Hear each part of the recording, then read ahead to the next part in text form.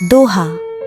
सुनि समुझहिं जन मुदित मन, मज्जहिं अति अनुराग, लहहिं चारि फल अछत, तनु साधु समाज प्रयाग।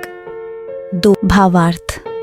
जो मनुष्य इस संत समाज रूपी तीर्थराज का प्रभाव प्रसन्न मन से सुनते और समझते हैं और फिर अत्यंत प्रेम पूर्वक इसमें गोते लगाते हैं, वे इस शरीर के रहते ही धर्म, अर्थ, काम, मोक्ष चारों फल पा जाते हैं।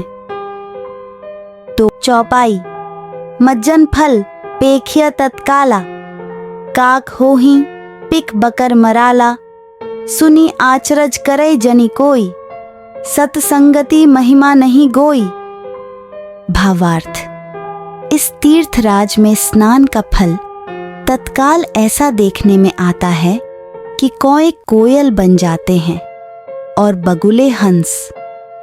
यह सुनकर कोई आश्चर्य न करे, क्योंकि सत्संग की महिमा छिपी नहीं है।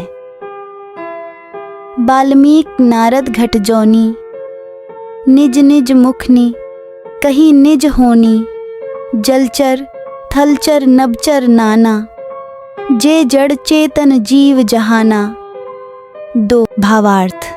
वाल्मीकि जी, नारद जी और अगस्त्य जी ने अपने अपने मुखों से अपनी होनी, जीवन का वृत्तांत कही है। जल में रहने वाले, जमीन पर चलने वाले और आकाश में विचरने वाले नाना प्रकार के जड़ चेतन जितने जीव इस जगत में हैं। दो मति कीर्ति गति भूति भलाई, जब जेहिं जतन जहाँ जेहिं पाई, सो जानब सतसंग प्रभाऊ, लोकहूँ वेद न आन उपाऊ। ती भावार्थ। उनमें से जिसने जिस समय जहाँ कहीं भी जिस किसी यत्न से बुद्धि, कीर्ति, सद्गति, विभूति, ऐश्वर्य और भलाई पाई है, सो सब सत्संग का ही प्रभाव समझना चाहिए। वेदों में और लोक में इनकी प्राप्ति का दूसरा कोई उपाय नहीं है। बिनु सत्संग विवेक न होई, राम कृपा बिनु सुलभ न सोई, सत्संगत मुद मंगल मूला, सोई फल सिद्धि सब साधन फूला। भावार्थ।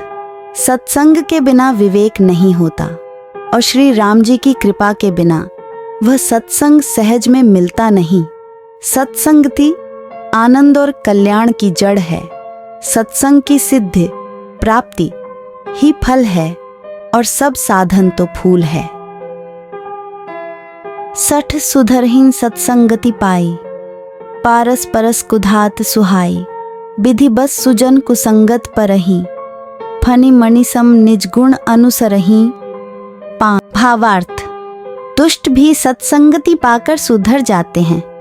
जैसे पारस के स्पर्श से लोहा सुहावना हो जाता है, सुंदर सोना बन जाता है, किंतु दैव योग से यदि कभी सज्जन कुसंगति में पड़ जाते हैं तो वे वहां भी सांप की मणि के समान अपने गुणों का ही अनुसरण करते हैं। अर्थात जिस प्रकार सांप का संसर्ग पाकर भी मणि उसके विष को ग्रहण नहीं करती तथा अपने सहज गुण प्रकाश को नहीं छोड़ती, उसी प्रकार साधु पुरुष दुष्टों के संग में रहकर भी दूसरों को प्रकाश ही देते हैं। दुष्टों का उन पर कोई प्रभाव नहीं पड़ता। विधि हरिहर कबि कोबिद बानी, कहत साधु महिमा सकुचानी, सोमो सन कही जात न कैसे, साक बणिक मणि गुण गण जैसे छह। भावार्थ। ब्रह्मा, विष्णु, शिव, कवि और पंडितों की वाणी भी संत महिमा का वर्णन करने में सकुचाती है। वह मुझसे किस प्रकार नहीं कही जाती, जैसे साग तरकारी बेचने वाले से मणियों के गुण समूह नहीं कहे जा सकते। 6